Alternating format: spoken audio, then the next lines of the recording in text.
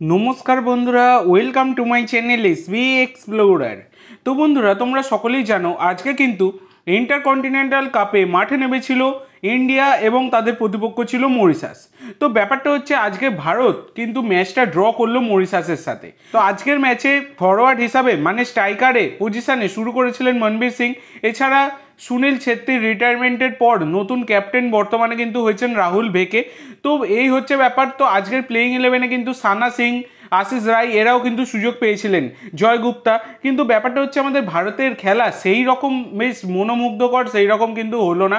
রোকার দায়িত্ব নেবার পর রোকার আন্ডারে কিন্তু এটা প্রথম ম্যাচ ছিল ভারতের, কিন্তু 179 নম্বর ফিফা র্যাঙ্কিংয়ের টিম মরিশাস, তাদের বিরুদ্ধে একটু তো ভালো কিছু আমরা আশা করতেই পারি। সেই রকম কিছু খেলা কিন্তু হয়নি। তো ব্যাপারটা হচ্ছে ফার্স্ট হাফে মাঝমাঠের কিছুটা প্রবলেম কিন্তু হচ্ছিল, যেখান থেকে বল সাপ্লাই খুব একটা হচ্ছিল না। তারপরেও যে কটা সাপ্লাই হয়েছে উইং দিয়েও কিন্তু সেগুলো মিস হয়ে গেছে। যেমন মনবীর একটা ওপেন চান্স মিস করেছে।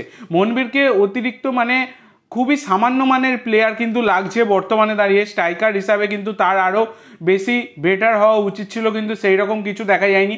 এছাড়া সেকেন্ড হাফে সাহালকে নামানো হয় এবং নন্দাকে নামানো হয়। তারপর কিন্তু প্রচুর অ্যাটাক হয়েছে। অ্যাটাক করলে কি হবে, গোল করতে ব্যর্থ হচ্ছে ভারত, কারণ গোল করার মানে লোকের অভাবে কিন্তু ভুগছে, সেটা বোঝাই যাচ্ছে। সুনীল ছেত্রী চলে যাওয়ার পর কিন্তু মানে স্ট্রাইকারের অভাব কিন্তু ভারত ভুগছে, সেটা বোঝাই যাচ্ছে। তো সব কিছু মিলিয়ে মিশিয়ে একটা অ্যাভারেজ কোয়ালিটির খেলা কিন্তু খেলেছে ভারত। মোটামুটি সেকেন্ড হাফটা বেটার খেলেছে, তা হলেও কিন্তু অ্যাভারেজ কোয়ালিটির সেটা বলাই যায়। তো আজকে ড্র করলো ভারত মরিশাসের বিরুদ্ধে। এরপরে তোমাদের যে আপডেটটা দেবো সেটা হচ্ছে আরমান্দো সাদিকু, তিনি পরপর তো গোল করেই চলেছেন, তোমাদেরকে আপডেট দিয়েই চলেছিলাম আমি। তো ব্যাপারটা হচ্ছে আজকে ভাউ সাহেব বান্দোদকার মেমোরিয়াল ট্রফির সেমিফাইনাল ম্যাচে আর্জেন্টিনার একটি টিমের বিরুদ্ধে মাঠে নেমেছিল এফসি গোয়া। সেখানে কিন্তু আরমান্দো সাদিকুর করা গোলে এফসি গোয়া তারা কিন্তু ফাইনালে পৌঁছে গেল। এই ভাউ সাহেব বান্দোদকার মেমোরিয়াল ট্রফির ফাইনালে কিন্তু তারা পৌঁছে গেল। তো সাদিকুকে মোহনবাগান ছেড়ে দিয়েছে চুক্তি থাকা সত্ত্বেও। তো সাদিকু কিন্তু বারবার নিজেকে প্রমাণ করে দেখাচ্ছে, প্রত্যেক ম্যাচে গোল করছে এবং তার গোলেই কিন্তু জিতছে এফসি গোয়া। তো অ্যাজ এ স্ট্রাইকার তিনি কিন্তু নিজেকে বারবার প্রমাণ করছেন এবং মোহনবাগান তাকে ছেড়ে ভুল করেছে নাকি সেইটাও কিন্তু তিনি প্রমাণ দিচ্ছেন, সেটা বলা যায়। তো এইটা তোমাদের কি মনে হয়, মোহনবাগান কি সাদিকুকে ছেড়ে ভুল করেছে? অবশ্যই সকলে কমেন্ট করে জানিও। এরপরে তোমাদের যেটা জানাবো, আর একটা কিন্তু ম্যাচ ছিল আজকে সেমিফাইনালের বান্দোদকার ট্রফির, যেটা হচ্ছে উড়িষ্যা এফসি মাঠে নেমেছিল ব্রিসবেন রোডের। যে ম্যাচটা কিন্তু উড়িষ্যা এফসি 2-1 গোলে জিতে যায়, ব্রিসবেন রোডকে হারিয়ে দেয়, যেখানে কিন্তু হুগো বুমো, মোহনবাগান তাকেও ছেড়ে দিয়েছে এই হুগো বুমোকে। সেই হুগো বুমো তিনি কিন্তু জোড়া গোল করেন এবং তার জোড়া গোলের সুবাদে কিন্তু 2-1 গোলে জয়লাভ করে উড়িষ্যা। এবং উড়িষ্যা তারাও কিন্তু বান্দোদকার ট্রফির ফাইনালে পৌঁছে গেছে।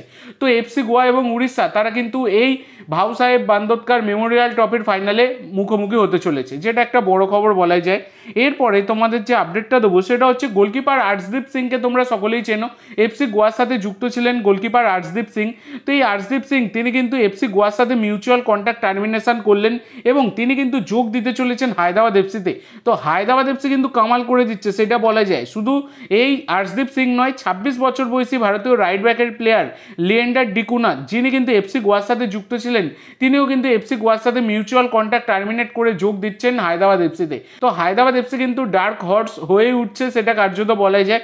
মানে শেষ মুহূর্তে দাঁড়িয়ে নিজেদের মতো সুন্দরভাবে দল গোছানোর তারা কিন্তু চেষ্টা করছে। তো আজকের জন্য এইটুকু বন্ধুরা। ভিডিওটি ভালো লাগলে অবশ্যই লাইক করো, শেয়ার করো। আমার চ্যানেলে প্রথমবার এসে থাকলে চ্যানেলটি সাবস্ক্রাইব করো আর কমেন্ট করে জানাও ভিডিওটি কেমন লাগলো। ধন্যবাদ।